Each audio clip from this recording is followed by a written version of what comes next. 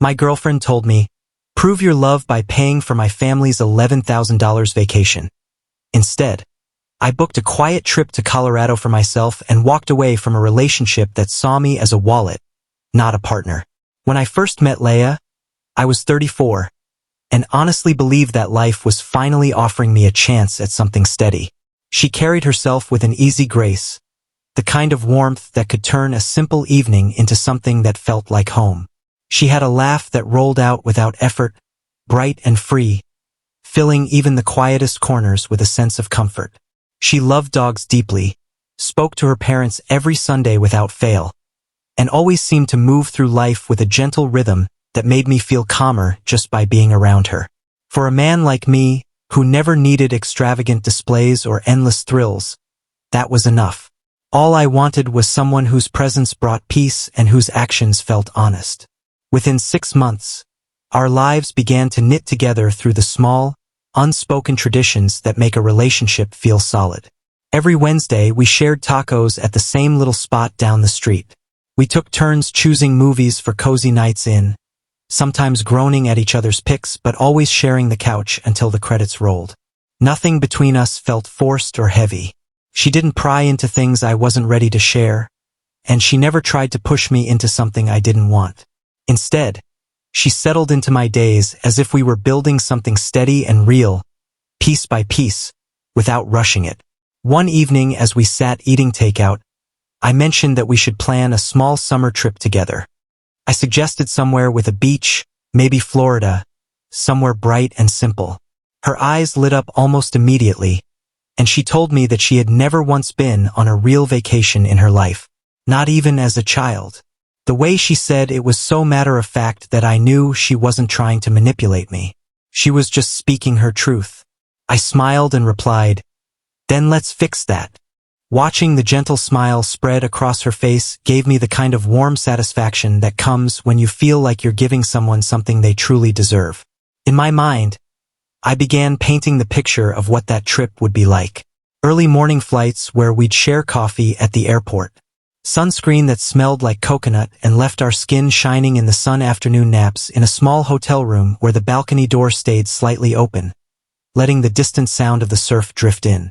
It wasn't about luxury, and it certainly wasn't about impressing anyone. It was about creating a few days that belonged entirely to us, simple, quiet, and filled with the kind of peace that comes from being next to someone you care about. A few days later, we were scrolling through photos of beaches together, laughing at the cheesy tourist ads and dreaming up ideas. Out of nowhere, she said, "My parents would love this." Then she added with a little laugh, "And my sister's been dying to see the ocean." I chuckled too, assuming she was daydreaming the way people do, tossing out playful ideas that don't really mean anything. I even teased back, saying, "I'm trying to hold your hand on a pier, not chase your brother-in-law around a souvenir shop." She giggled, nudged me, and said, "I'm kidding." Or at least that's what I believed in that moment. But over the next several days, small hints continued to appear in our conversations. She'd casually say things like, "We could all go on a dolphin tour," or "Wouldn't a big family seafood dinner be fun?" I brushed it off each time, thinking she was just imagining out loud, nothing serious. But then, out of the blue, a long text appeared on my phone while I was running errands. It wasn't just a suggestion. It was a full itinerary. Flights to Miami, reservations at a beachfront hotel, a family dinner at Joe's. At the bottom of the message, she had written, "We'll all fit comfortably." I stared at those words for a long moment. "We'll all fit." I read them twice, trying to line them up with the romantic trip I thought we were planning together. Maybe I was misunderstanding something. Maybe it was a mistake. So I called her immediately. "Hey," I asked slowly. "When you say we, you mean just us, right?" There was a pause, a hesitation that lasted just long enough to tell me everything I needed to know. Then she said lightly, "Well, yeah, and my family, of course." I stood still on the sidewalk, my free hand pressed against a wall as I tried to steady myself. "When I said our trip, I meant you and me, Leia," I said firmly. She tried to smooth it over with quick words, talking about how amazing it would be to make it a family thing. how her parents had never seen the ocean, how much it would mean to everyone. But all I could picture was chaos. 5 plane tickets, a rental van, endless decisions about meals, and my romantic escape slowly dissolving into a family reunion I never signed up for. "I'm sorry," I told her calmly, "but that's not the trip I had in mind." She gave a light laugh that carried no real humor and replied, "Babe, you're always so generous. This is the perfect way to show it." That word, show, stung more than I expected. Suddenly, it wasn't about building memories with me. It was about me proving something to her family with my bank account. A few days later, another message came in. This time it was even more direct. A revised itinerary, a list of must-try restaurants, and at the bottom, bold numbers, $11,400. An invoice. She had planned a full family vacation and expected me to pay for every single dollar of it without ever asking if I agreed. I stared at my screen in disbelief before calling her. "Leia, I can't pay for this," I said slowly. Her tone shifted immediately, not angry, but confused, as if she genuinely couldn't understand. "What do you mean you can't? You told me your business was doing well. This isn't a big deal." That word again, can't. She spoke as if it wasn't even mine to use. I tried to explain patiently. "This isn't about whether I can or can't. It's about what's reasonable. This was supposed to be a vacation for us, not a full family reunion." She sighed into the phone. The sound weighted with disappointment. "It's just money, babe. My dad's been through a lot. My mom works so hard. I thought you'd want to do something special. If you really care about me, this is how you show it." And that was the moment something shifted deep inside me. The words, "if you really care about me," were not a request. They were a condition, a demand wrapped in the softness of love. And I realized I was standing at a crossroad. I remember sitting alone that evening after our call ended, staring at the dim glow of my living room lamp, feeling a strange mix of emotions washing over me. At first, there was confusion, almost like I had misheard her or misunderstood the whole situation. But then, as the silence settled around me, confusion turned into clarity, and that clarity quickly hardened into something closer to disappointment. It wasn't about the money. I could afford the trip if I truly wanted to. But it was about the way she had tied her perception of my love directly to my willingness to spend on her family. Love, in my eyes, should never be measured by receipts or by the weight of a credit card statement. The next morning, she came over with that same cheerful smile I once loved so much, acting as if nothing about our conversation had been out of place.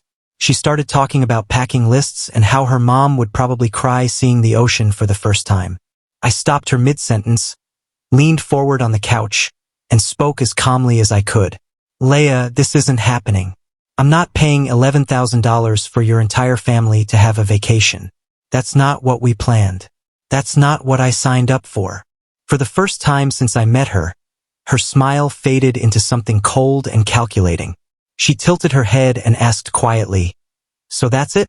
You won't do this for me? For us?" Her words were soft, but her eyes carried a sharp edge that I had never seen before. It was like watching a curtain fall away and seeing a side of someone they had carefully kept hidden. I answered firmly, "For us, yes. I'd plan a trip for us. I'd move mountains for us. But not for everyone else on your family tree. That's not my responsibility, and it never will be." The silence between us felt heavy, almost suffocating. She looked at me for a long moment before saying slowly, "If that's how you feel, then maybe you're not the man I thought you were." That sentence stung, but it also freed me. Because in that moment, I realized that what she thought of me had nothing to do with my character, my heart, or the way I had treated her every single day up until then. It was about what I could provide. About whether I could be molded into the role of a provider for not just her, but for every expectation she carried with her family. I wasn't a partner in her eyes. I was a wallet with a pulse. That night, I sat with my laptop open and began looking at flights. Not to Miami. Not to any place that was already soaked in her expectations.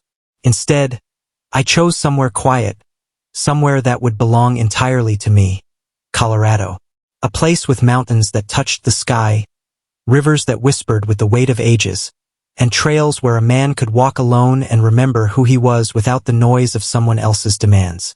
I booked the flight immediately, my fingers steady as I typed in my information, almost relieved to finally be choosing for myself instead of for someone else. When I told her the next day, her reaction was immediate and explosive. "You're joking, right?" she said, her voice rising with every word. "You're going on vacation alone while my family sits here waiting for plans you promised?" I shook my head and replied calmly, "I never promised them anything. I promised us a trip. And that's exactly what I'm doing. I'm going to take time for myself because I refuse to be manipulated into financing a dream that isn't mine." Her anger grew sharper, but beneath it, I saw something else flicker across her face. Fear. Because in that moment, she realized she couldn't bend me. She couldn't push me into a role I never agreed to play. She tried again, this time with softer words. "Please, babe, don't do this." My parents were so excited. My sister already told her friends. It would break their hearts if this doesn't happen. I listened, but I did not move. Her family's expectations were not my responsibility. Their happiness was not something I was willing to buy at the cost of my own peace.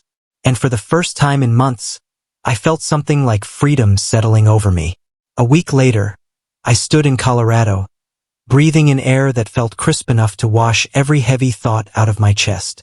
I hiked trails that stretched into the horizon, sat by rivers that carved their way through stone, and realized that solitude wasn't something to fear.